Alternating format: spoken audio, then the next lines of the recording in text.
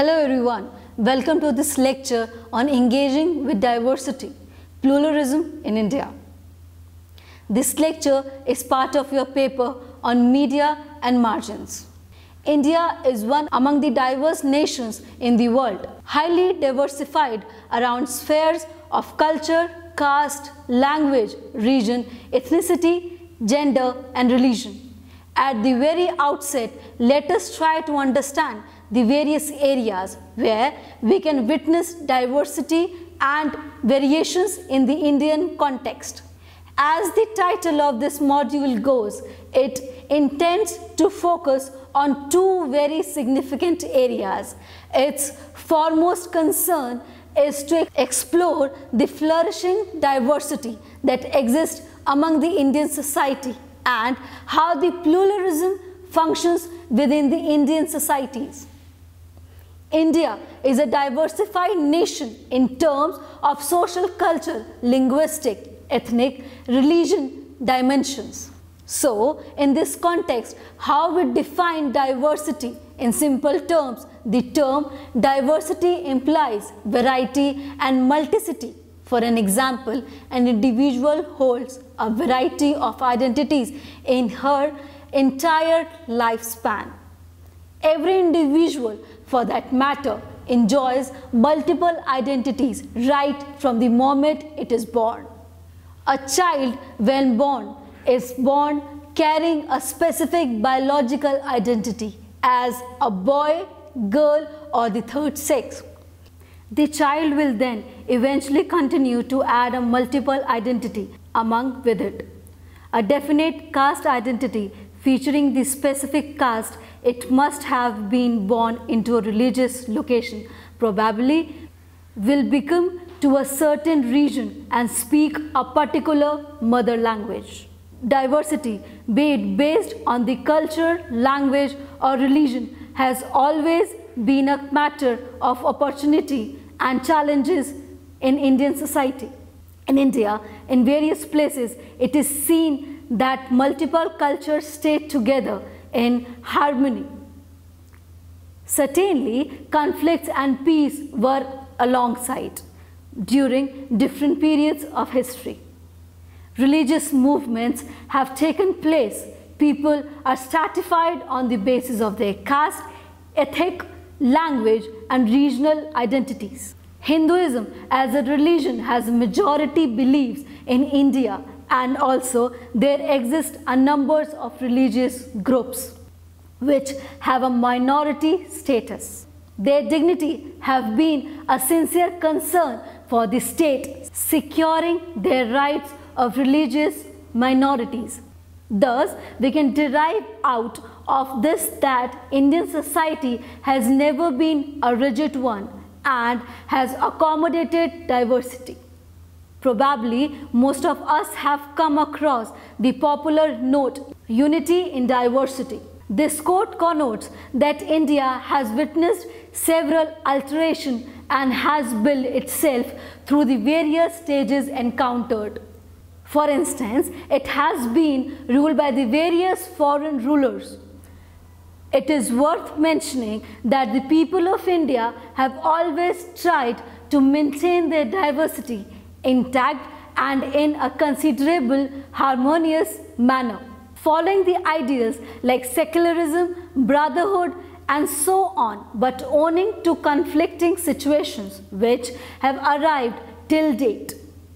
How far can we justify the saying that India as a nation is vastly diverse and at the same time unified, or should we probably put it this way? The important matter of concern today, however, is that how far are people unified in such a diversified social setting?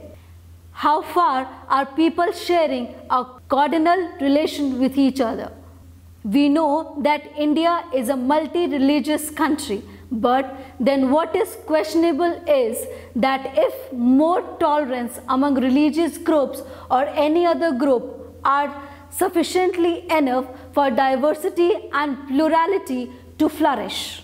Understanding the various forms of diversity in Indian context, Kavita Meena talks about the various aspects of diversity that are rooted in the social cultural factors, religious being a significant one. India is a multi-religious country where religions like Hinduism, Buddhism, Sikhism and Jainism have originated, and religions like Islam and Christianity have served immense influence at different periods throughout history. Religion, however, is a very sensitive issue and can be root cause for creating differences among people of different religions. Religious practices touch several aspects of an individual's life. Our religion influence our conduct, our food habits. For an instance, in a country like India, where there exist multiple religions, it becomes difficult to avoid situations which carry embarrassment of some from or the other based on religious practices. Not all embarrassments lead to conflict or bitter feelings towards one another, but some do. Let us now have a look on the various forms multiplicity which makes India a diverse country. To begin with, let us have a brief idea about geographical diversity of India. Each state in India has its own specific culture, knit with its age-old tradition. Each culture is having its unique feature and identity, but tries to live in harmony with other cultures as well. India has a long history of colonial subjugation. There were interesting instances of various religious and identity movements within the country emerged time to time, but these have not able to impart such a huge impact because had it been the case, then the survival of the different religions, different languages, groups, different caste groups altogether would never have been possible. People here belong to different racial categories, monocolites and caucasoids. People belonging to different ethnic groups carrying several culture and identity makers, different dress patterns, food habits, different belief system and different form of dance and music. For instance, people of Punjab and people of Assam celebrate rich and abundant harvest differently, but the essence of celebration remains the same. For instance, the people of Punjab celebrate occasion through Bhangra, a dance form, and at the same time, the people celebrate with joy through a different dance forms, which they call Bihu dance. The lighting of bonfire is also common practice between the people of Punjab and Assam. Language is another important sphere which contributes to the diversified situation of the country. India is multilingual state. Languages help people communicate with one another. People share their feelings and opinions with the help of language. Language connects people and people emotionally connected through their representative languages. Let us understand this particular phenomena through a simple example. For instance, an Indian citizen might feel detached from a language identity in a foreign country, but she comes across a person who speaks the same language as her in that foreign country. Both the person will feel a sense of belongingness or attachment because of the same language.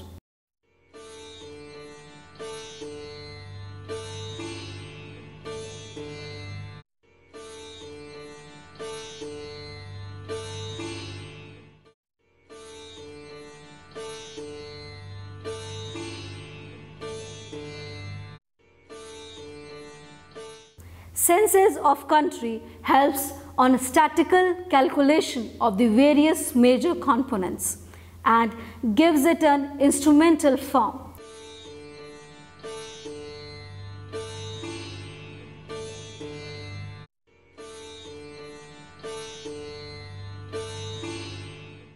However, it should be mentioned that for any language that has less than 10,000 speakers are not counted in the census report. Most of the unreported languages are spoken by the tribal communities. No language in India is given the recognition as national language. However, Hindi is the official language in India. Language is an important identity maker for an individual and community. People are identified as well as differentiated on the basis of languages spoken. Language have been proved to be one very sensitive issue, which is one significant reason behind ethnic conflicts today. If one looks at the complexities based on the language in the northeastern region of India, the initial rift based on the language started when British imposed the Bengali language in Assam. People oppose the acceptance of the different language from there as mode of communication in most of the official work. Thus, language can be considered to serve as a mobilized force in nationality formation. Caste, among the social cultural dimensions which reflects the diversities, caste is a significant category in India. Caste system is considered to be the unique as an institution in Indian society. Caste system is predominant among the Hindus in the strictest sense of term, but the recent scenario shows that caste system has spread to the other non-Hindu communities too. For instance, among Muslims, Christians and Sikh. Let us try to understand the functioning of the caste system in brief. The Hindu society is broadly divided into 4 categories or classes termed Varna. The traditional caste system is generally conceptualized in terms of 4-fold Varna system, which divides members of Hindu society into 4 major categories: Brahmins, Kshatriyas, Vaishyas and Shudras. Brahmins being the priestly caste or scholarly caste, Kshatriyas being the warrior caste, Vaishyas are merchants or traders, and at the bottom are located the Shudras, who are either laborers or servants. Thus, out of this situation, we can clearly understand one fact, and that is that people of the various caste groups have definite occupation, which ultimately carries other important identity maker like social status, power and prestige. It should be mentioned here that apart from these 4 caste groups, there exists another category which is Adras and Pankamas. People belonging to this particular category are often treated in an inhuman manner as they are considered to be ritually as well as socially inferior or impure. They are also referred to as outcasts or untouchables. Beliefs like touch of untouchable would pollute the other privileged caste groups, rule the basis of the Hindu caste system, religious diversity. India possesses a great diversity. India is a multi-religious country. Religion is both a factor of unity and diversity in Indian society, but all are differentiated internally. Traditionally, different religious groups have lived in India in more or less peaceful coexistence. India is not religiously a homogeneous state, even though nearly 80% of the population is Hindus. There are 6 major religions in India, namely Hinduism, Islam, Christianity, Sikhism, Buddhism, Jainism and Zoroastrianism. There are also other religions like Judaism, Zoroastrianism and Baham. Then there are sects within each religion. Hinduism has sects like Shaivas and Vaishnavas. Similarly, in Islam, Shia and Sunnis, Sikh as Namdharis and Nirankaris, Jainis into Digambar and Shwetambar, Buddhism into Hinayana and Mahayana. In addition, the primitive men like the tribes have their own peculiar cult which were quite distinct from these major religions. Thus, India possesses complete diversity in the religious sphere. Sexual orientation, sexuality taking a new turn. To understand this phenomena, one must first inform oneself regarding what sexuality is all about. Sexuality refers to a person's sexual preference in this Indian context. However, heterosexuality has been the norm and it still continues to be. Heterosexuality implies sexual interaction or attraction between people of the opposite sex or gender. Generally, when we imagine a newly married couple, we think of a man and a woman, or in the common terminology, the bride and the groom. Have you ever thought about how much they have members of a particular society behaved when they have got enlightened about the fact that the sexual interaction or behavior might occur within two people of the same sex? Certainly, this entire phenomena has been a serious topic of concern for a conservative society like India, where bisexuals, lesbians, gays and transgender are highly stigmatized and to a great extent made to feel deviant.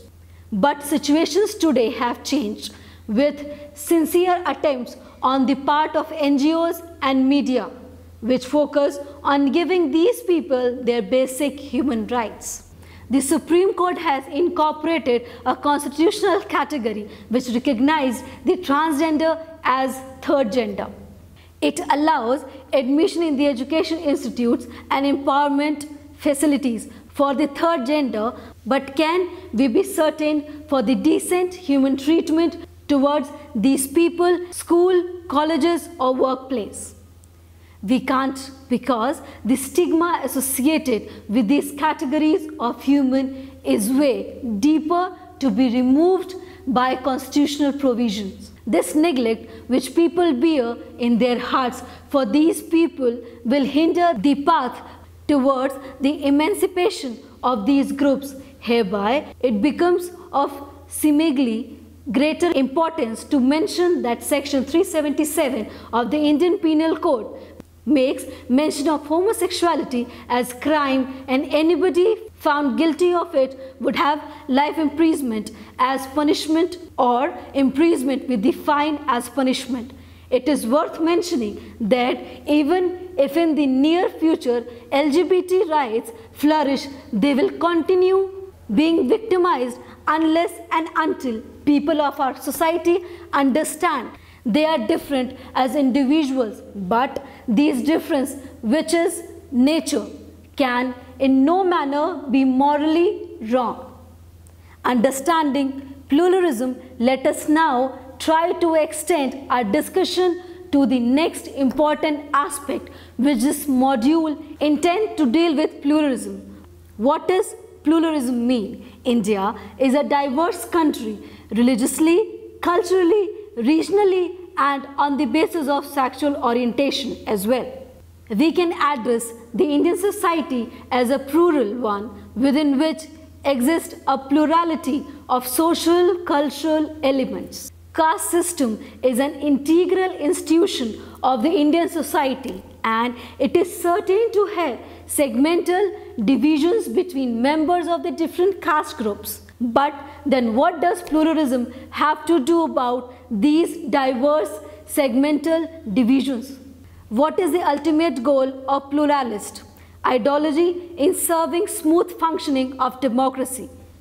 The pluralistic principles preach that despite varying differences based on the caste, creed, race, sex or religion, a society must remain tolerant and accepting to the various changes heading towards it. It serves as a carrier of democratic ideal by creating an environment in which people belonging to different groups can voice their opinion, interest and problems. Pluralism in a particular society recognizes the presence of more than one single cultural identity, even if Indian society is plural in nature and tries to safeguard the interest of all the groups present within the fold of Indian society. We get to see how at times the democratic principles seem to fail, eroding various forms of disparities. The Indian Constitution appreciates culture collectively and follows a defined institutionalized structure and principles which allows diverse groups of people to live together as respected citizens of country. Indian Constitution is framed with secular principles in mind, and in order to execute the principles of secularism, the Constitution provides its citizens freedom of religion, the right to profess and practice any religion. Today, we live in a religiously and morally pluralistic world. India is a multi-religious country where people practicing different religions. Religious pluralism, as has been mentioned earlier, believes that contradiction can and may exist, and pluralist ideology preaches that all kind of contrary or contradictory religious belief system or behavior can and should have the favorable environment to coexist in a dignified manner. What makes pluralism, or for that matter religious pluralism, so important an idea? The answer being that we live among diversities holding different religious faith, whereby it becomes of utmost importance to recognize that along with our religious belief system, there exist communities who have their own.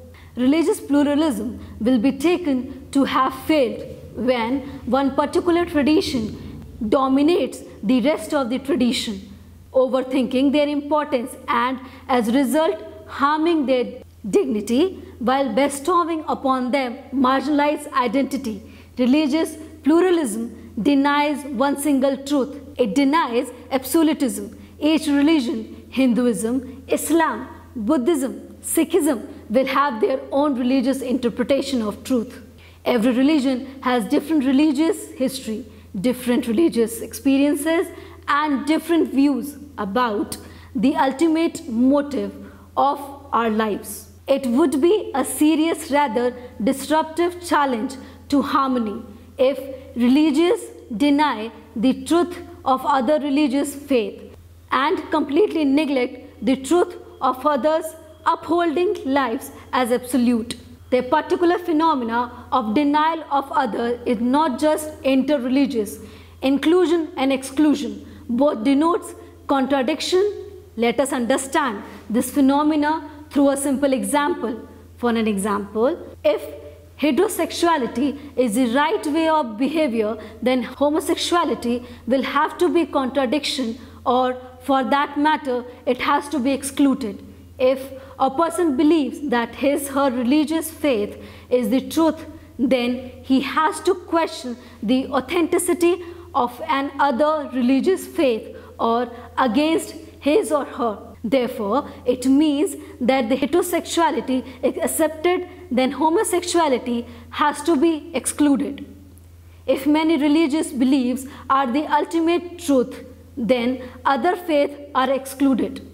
Pluralism provides much more integrated explanation of these diverging ideas. It looks beyond the strict divide of exclusion and inclusion and gives a new path which suggests that truth is plural. A multicultural society needs to be peaceful in order to avoid atrocities or chaos situations. Each group of people needs to be accommodating towards plurality of existing group. Each one of us must have heard of something called religious tolerance. There are many who opinion that religious tolerance is the path to be chosen in order to sustain a plural society. But can the tolerance be enough to run a plural society harmoniously and in a dignified manner? No, mere religious tolerance can never be sufficiently good a solution to help each diverse groups. safeguard their dignity. Tolerance is simply an acceptance. To tolerate means to endure something which we have a negative attitude towards. A person who is tolerant towards other religions might be just enduring and not appreciative about the rest except his or her religious belief. In this case, these are chances for that person to consider this religious faith as superior to the other at the back of his her mind. This assumed superiority might lead to discriminatory and violent behavior in the long run. Therefore, in order to sustain a plural society, one has to be more than being tolerant. We need to inculcate within ourselves the value of hospitality. A person needs to be more than being tolerant. One must be liberal enough to recognize that many truths might exist. One must most importantly learn to respect the diversity that one lives among them. It is only then when a pluralist society would dignified coexist. I hope you enjoyed the lecture. For more details, please read the module carefully and attempt the question at the end. Thank you.